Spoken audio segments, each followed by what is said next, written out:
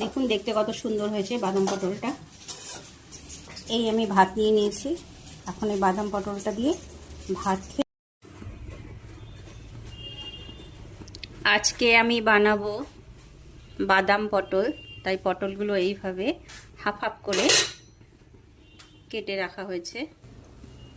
যেহেতু বাদাম পটল বানাবো তো এই জন্যে বাদাম, একটু আদা পেস্ট করে রাখা হয়েছে। এখানে রাখা হয়েছে হলুদ, লবণ, চিনি। কড়াইতে তেল গরম হচ্ছে, এরপরে পটলগুলো ছেড়ে দেব। অল্প অল্প করে পটলগুলো প্রথমে ভেজে উঠাবো।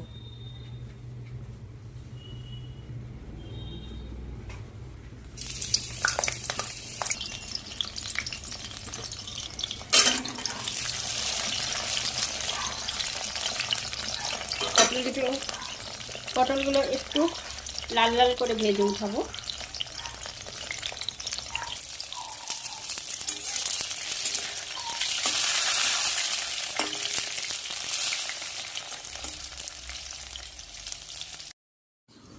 পটলগুলো ভেজে উঠিয়ে নিচ্ছি। এদিকে ওই একই তেলের মধ্যে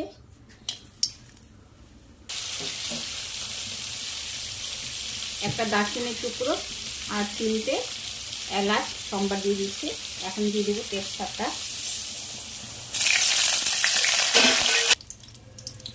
আমি কিন্তু একই তেলের মধ্যে করছি, আপনারা চাইলে তেলটা চেঞ্জ করে দিতে পারেন। এখন এর মধ্যে বাদাম বাটাটা দিয়ে দেবো।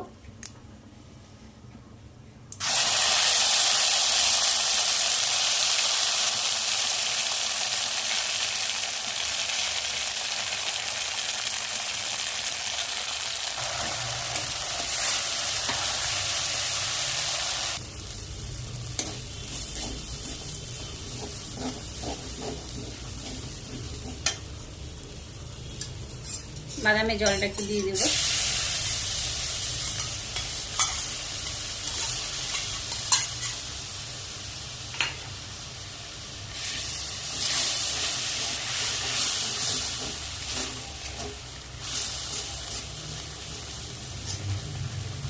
বাদামটা একটু ভালো মতো ফ্রাই না হলে কিন্তু বাদামের কাঁচা একটা গন্ধ করবে, ওই জন্য বাদামটাকে খুব ভালো করে ফ্রাই করে নিতে হবে। বাদাম স্বাস্থ্যের জন্য খুব হেলদি, তো অনেকে বাদাম খেতে চান না, এভাবে কিন্তু খেতে পারেন। বাদাম আমাদের ইমিউনিটি পাওয়ারটা বাড়ে।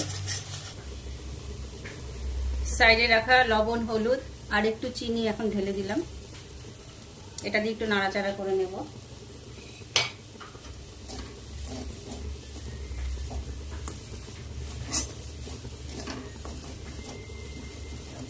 একটু জল দিয়ে দিব।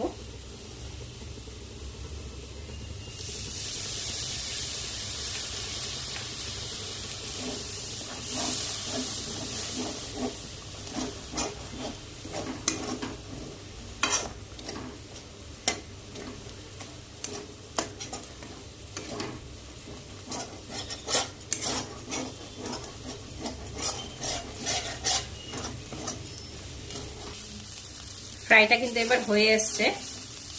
আমি কিন্তু কিছুই দিলাম না, দেখতেই পাচ্ছেন। জিরা কিন্তু দিইনি, দুটো কাঁচা লঙ্কা এর মধ্যে দেওয়া হয়েছিল, কারণ সবজিটা কিন্তু একটু মিষ্টি মিষ্টি হবে, ঝাল হলে ভালো লাগবে না। তো এখন ভাজা হয়ে এসছে, এখন এর মধ্যে ভেজে রাখা পটলগুলো দেবো।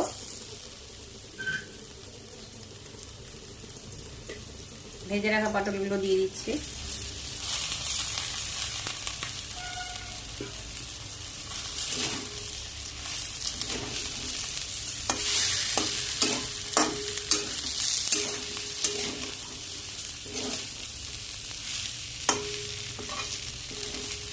এটা রান্না করতে কিন্তু বেশি সময় লাগে না, দেখতেই পাচ্ছেন হয়েই এসছে। এখন এটার মধ্যে একটু দুধ দিয়ে দিব।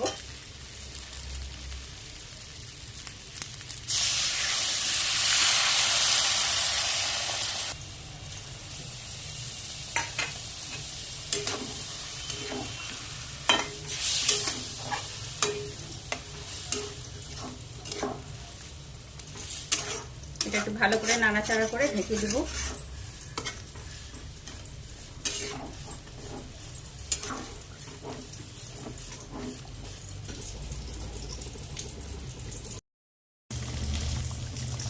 বাদাম পটলটা কিন্তু হয়ে আসছে। আমি এর নাম দিয়েছি বাদাম পটল। এর মধ্যে দুধও ব্যবহার করা হয়েছে, দুধও পটল বলতে পারি। আপনারা নতুন কোনো নাম দিতে চাইলে আমাকে কমেন্ট করে জানাবেন।